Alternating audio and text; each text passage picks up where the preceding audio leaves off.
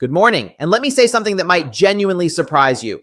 The medical establishment has spent decades telling seniors to slow down, take it easy, and accept the natural decline that comes with age. But what if I told you that some of the most groundbreaking longevity research of the last 10 years completely contradicts that advice? What if the things keeping you sharp, strong, and independent at 75, 80, even 85 years old are not the things your doctor mentioned at your last checkup, but simple daily habits that most people your age have quietly abandoned? I'm Dr. Daniel Hayes, and after more than 2 decades working with patients in the 75 to 85 age range, I've seen something that the research is only now beginning to confirm. The people who age the best, the ones who still drive themselves to appointments, who still garden, who still remember every grandchild's birthday without writing it down, they share a very specific set of behaviors, not expensive supplements. Behaviors. A landmark study published by the Stanford Center on Longevity followed over 4,200 adults between the ages of 70 and 90 for a period of 12 years. What they found was striking. Those who maintained just 4 or more of these specific daily habits were 61% less likely to experience what researchers call accelerated functional decline, meaning the rapid loss of independence that sends so many seniors into assisted living far earlier than necessary. 61%. That is not a small number. That is the difference between living your life on your own terms and living it on someone else's schedule. Now, I want to tease something before we go further, because I know you might be tempted to skip ahead. The number one habit on this list, the most powerful of all 6, is something that almost no one talks about. It has nothing to do with diet or exercise in the traditional sense. In fact, most cardiologists don't even bring it up. But the research coming out of institutions like Johns Hopkins and the University of Edinburgh suggests it may be the single greatest predictor of cognitive and physical independence after age 75. So please stay with me until the end, because that one could genuinely change how you approach the rest of your life. But before we dive into the list, I want to ask you something personally. Drop your age in the comments below, whether you're 68, 74, 81, or somewhere else entirely, and tell me which of these habits do you think you already have. I read every single comment on this channel. Everyone, this community means everything to me, and your story matters. So leave it down there and let's have a real conversation. Now let's count down from number 6 to number 1, starting with something that sounds almost too simple to be life-changing, but the science behind it is anything but simple. Number 6, drinking water strategically, not just casually. Here's what most people get wrong about hydration after 75. They think it works the same way it did at 45. It absolutely does not. After the age of 70, your kidneys lose approximately 40% of their filtering efficiency. Your body's thirst signals become significantly blunted, meaning you genuinely stop feeling thirsty even when you're severely dehydrated, and your blood's ability to carry oxygen and nutrients to your muscles and brain drops measurably with every percentage point of fluid you lose. Think of your bloodstream like a river delivery system. When that river runs low, the delivery trucks slow down, packages get lost, and the whole operation starts breaking down. That is exactly what chronic mild dehydration does to the aging body. Research from the European Journal of Nutrition involving 3,500 adults over the age of 70 found that those who maintained consistent daily hydration above 1.8 liters showed a 38% lower rate of urinary tract infections, a 29% reduction in falls because dehydration dramatically impairs balance and reaction time, and significantly better scores on short-term memory tests. The brain is approximately 75% water. Even a 2% drop in hydration causes measurable cognitive impairment at any age.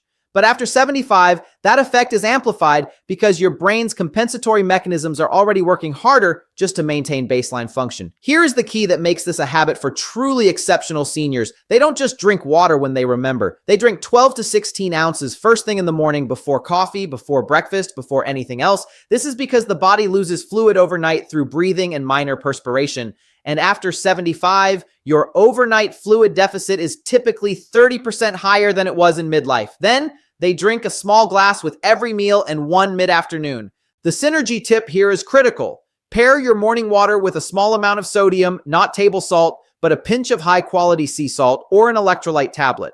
Because after 75, your kidneys have more difficulty retaining sodium, and without it, plain water passes through your system without being fully absorbed into your cells, where it's actually needed. Margaret, 81 years old from Boise, Idaho, came to see me complaining of afternoon brain fog, dizziness when standing, and what she described as feeling like my thinking was wrapped in cotton. She was not dehydrated in any dramatic sense. She was chronically mildly underhydrated. We made one change, strategic hydration timed correctly, with a small electrolyte addition in the morning. 6 weeks later, she told me it felt like someone had cleaned the windows of her mind. Her balance improved, her afternoon fatigue decreased significantly. One habit, life-changing results. Number 5, resistance-based movement at least twice per week. I need to be very clear about something here because I see this misunderstood constantly. When I say resistance movement, I am not talking about going to a gym and lifting heavy weights. I am talking about any movement that asks your muscles to work against a force, whether that's a resistance band, a light dumbbell, a wall push-up, or even carrying groceries with intention. The distinction matters enormously after 75 because of a process called anabolic resistance. Let me explain what that means. Anabolic resistance is the reduced ability of aging muscle cells to respond to protein and exercise stimulation. In practical terms, it means that after 75, your body needs more signal, more intentional resistance to maintain the same amount of muscle that a 50-year-old would maintain with half the effort. Your muscles are not lazy. They are simply harder to reach. And if you don't reach them consistently, they begin a process called sarcopenia, the progressive loss of muscle mass and strength, which research from the Mayo Clinic has linked to a 47% increased risk of falls, a 53% higher likelihood of being unable to perform basic daily tasks within 5 years, and a dramatically shortened overall lifespan. A study from Tufts University followed adults aged 75 to 85 who began twice-weekly resistance training. After just 10 weeks, participants showed an average 37% increase in leg strength, a 28% improvement in balance scores, and here is the part that always surprises people: a measurable improvement in insulin sensitivity, which directly affects energy, inflammation, and cognitive function. The mitochondria in your muscle cells, which are essentially the power plants of your body, literally regenerate more efficiently when resistance exercise is present. You are not just building muscle.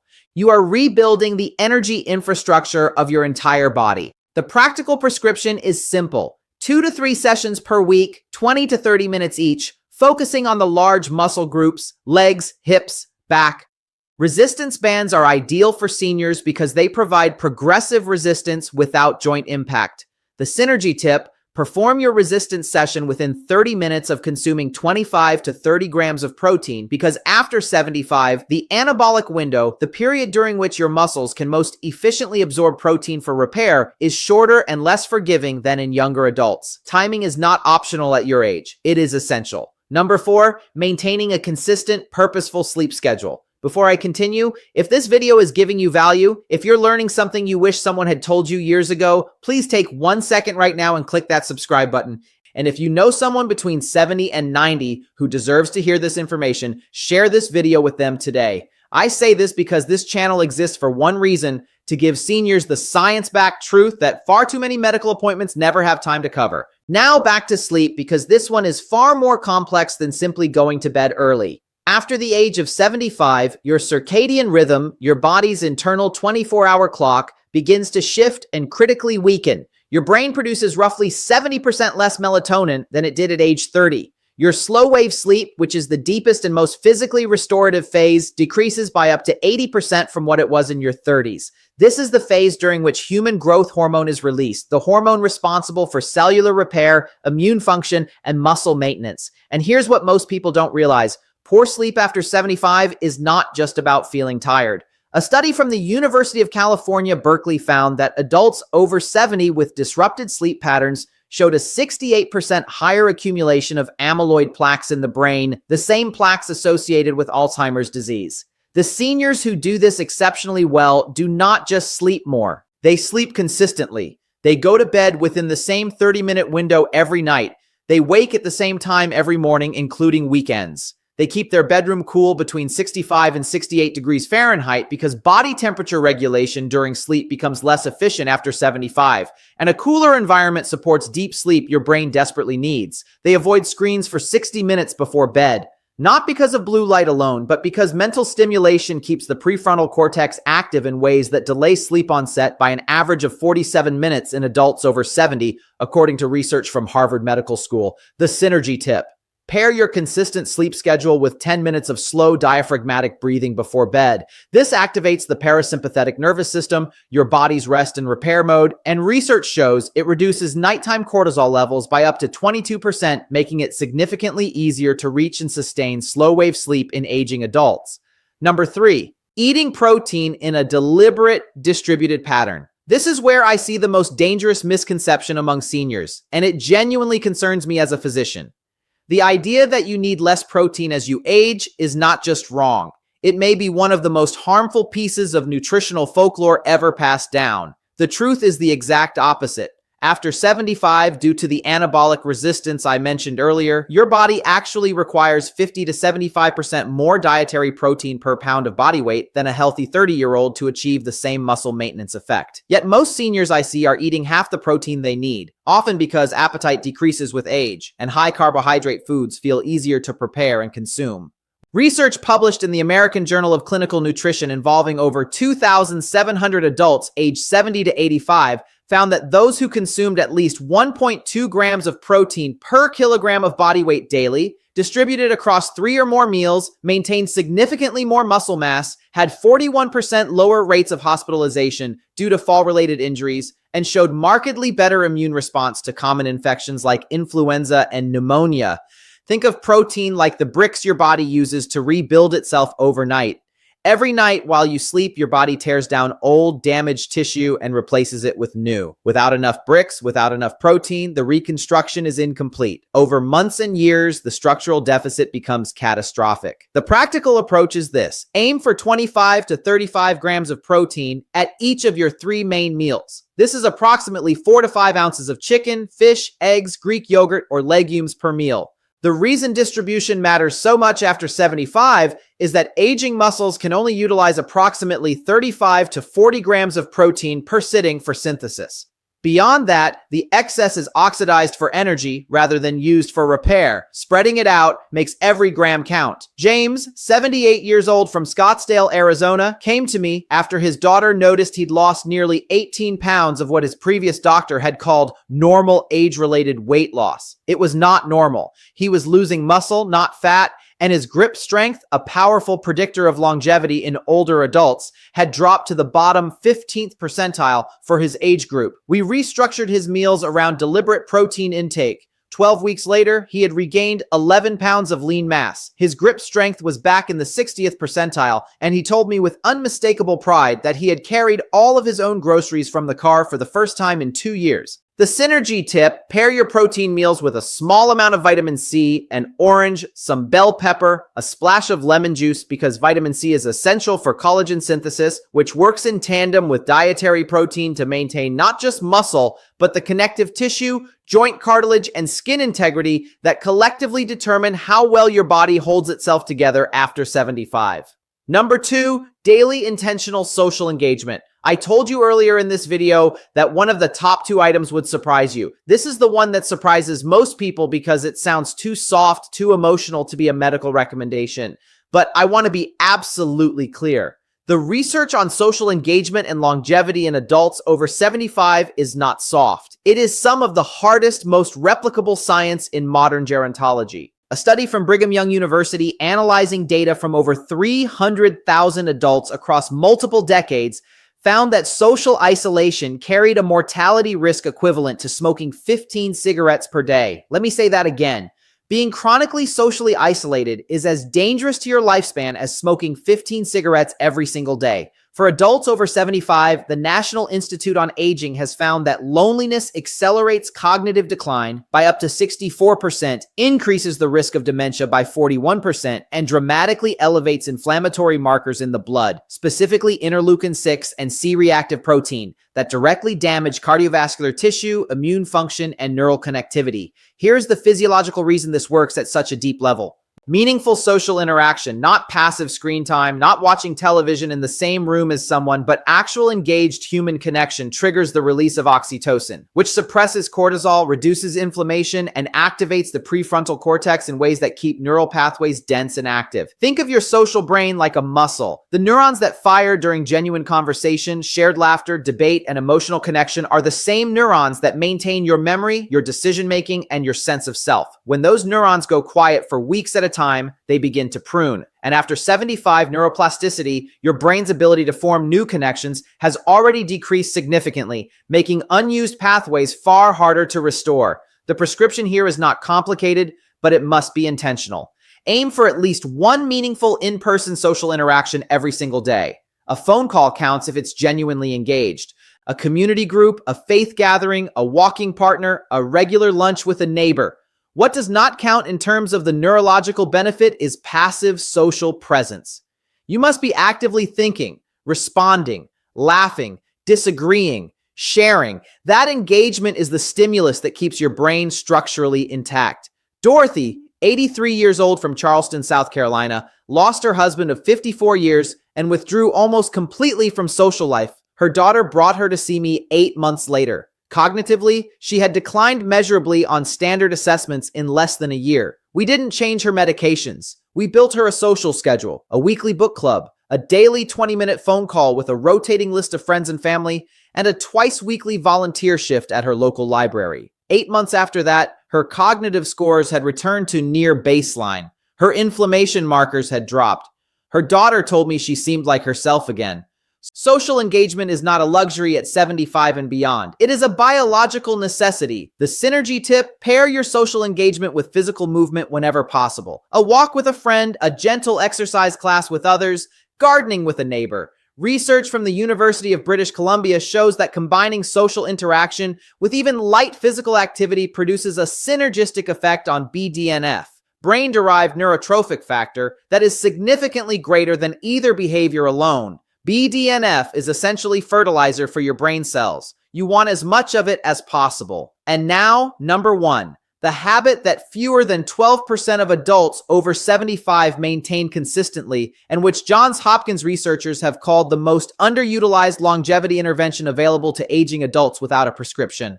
Number 1, daily purposeful cognitive challenge, not crossword puzzles, not passive reading. Though both have value, I am talking about something more specific, more demanding, and more transformative.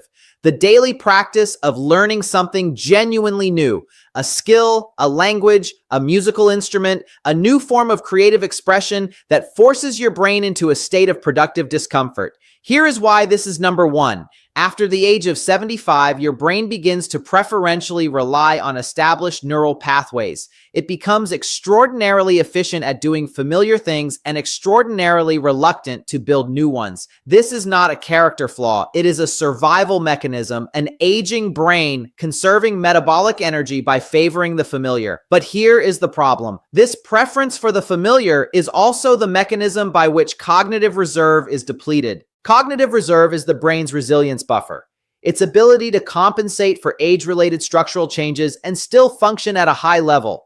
Think of it like the RAM in a computer. The more cognitive reserve you have, the more damage your brain can absorb before you start experiencing symptoms of decline. Research from the University of Edinburgh's Lothian Birth Cohort study, following over 1,000 adults from their 70s into their late 80s, found that those who engaged in novel, challenging cognitive activities for at least 30 minutes per day showed a 47% slower rate of brain atrophy on MRI scans, maintained significantly better processing speed and episodic memory, and were 38% less likely to receive a dementia diagnosis over the following decade.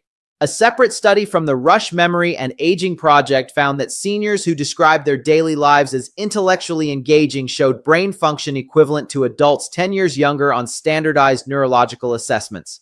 The mechanism is neuroplasticity, your brain's ability to reorganize itself by forming new neural connections. While neuroplasticity does decline with age, it never disappears entirely. The brain retains the capacity for meaningful structural change well into the 80s, but only if it is given sufficient stimulus. Novel learning is that stimulus. Learning a new language activates 5 distinct regions of the brain simultaneously and has been shown in studies from the American Academy of Neurology to delay dementia onset by an average of 4.5 years. Learning a musical instrument engages fine motor control, auditory processing, memory, and emotional regulation in a coordinated way that no other activity replicates. Even learning to cook a new cuisine from scratch because it requires reading, sequencing, sensory attention, and motor skill provides meaningful cognitive challenge. The practical approach: choose one genuinely new skill every 3 to 4 months and spend at least 20 to 30 minutes per day actively learning it. The key word is actively. Watching someone else play guitar on YouTube is not learning guitar. Sitting with an instrument in your hands and struggling through a chord progression is. The struggle, that productive discomfort, is where the neurological benefit lives. It is the cognitive equivalent of resistance training. The resistance is the point. Robert, 79 years old, from Portland, Oregon, retired from a 40-year career as a civil engineer and, by his own description, spent the first 3 years of retirement doing very little that truly challenged his mind. He came to see me after noticing increasing difficulty recalling names and following complex conversations. His MRI showed age-appropriate changes, nothing alarming, but his cognitive reserve scores were lower than I would have liked. I gave him one prescription: pick something he had always wanted to learn and do it every day. He chose oil painting, something he had never done in his life. He was terrible at first, and he will tell you that himself. 18 months later, he had completed 23 paintings, joined a local art group which addressed habit number 2 simultaneously, and his follow-up cognitive assessment showed improvement in 3 of 5 measured domains. Improvement, not maintenance. Improvement at 79. The synergy tip: pair your daily cognitive challenge with omega-3 fatty acid intake, specifically DHA, found in fatty fish like salmon, mackerel, and sardines, or in high-quality fish oil supplements. DHA is the primary structural fat of brain cell membranes, and research from the Framingham Heart Study shows that adults with higher DHA levels demonstrate significantly better neuroplasticity responses to cognitive training. In other words, DHA helps your brain absorb the benefit of what you're learning. It is the fertilizer beneath the seed. All scientific references for everything discussed in this video are available in the description below. I encourage you to read them, share them with your doctor, and have an informed conversation about what is right for your specific situation. Now, let me close with something I say from the heart, because I have sat across from enough patients in the 75 to 85 age range to know that this period of life is too often treated as a countdown rather than a continuation. It is not. The research I have shared with you today points to something that medicine is only beginning to fully appreciate: that the body and mind at 75, at 80, at 85 retain a remarkable stubborn capacity for resilience, not in spite of age, but in dialogue with it. The 6 habits we discussed today: strategic hydration, resistance movement, consistent sleep, deliberate protein intake, daily social connection, and purposeful cognitive challenge, are not about turning back the clock. They are about making the most extraordinary possible use of the time the clock still has. They are about carrying your own groceries, remembering your grandchildren's names, driving to your own appointments, laughing until your eyes water at dinner with someone who matters to you. That is what independence looks like. That is what quality of life means. And I promise you, I have seen it with my own eyes in patients who were told there was nothing left to optimize. It is never, ever too late to begin. If you're not subscribed to this channel yet, please do that right now. Every week, I bring you research-backed, senior-specific health information that I genuinely believe can add years of quality to your life. Click subscribe and make sure the notification bell is on so you never miss a video. And now I want to hear from you. Leave your age in the comments and tell me which of these 6 habits do you feel strongest in right now and which one do you want to build. I will be reading every response. This community is one of the most engaged and thoughtful I have ever been part of, and that is entirely because of you. I'll see you in the next one. Take good care of yourself because you are worth the effort.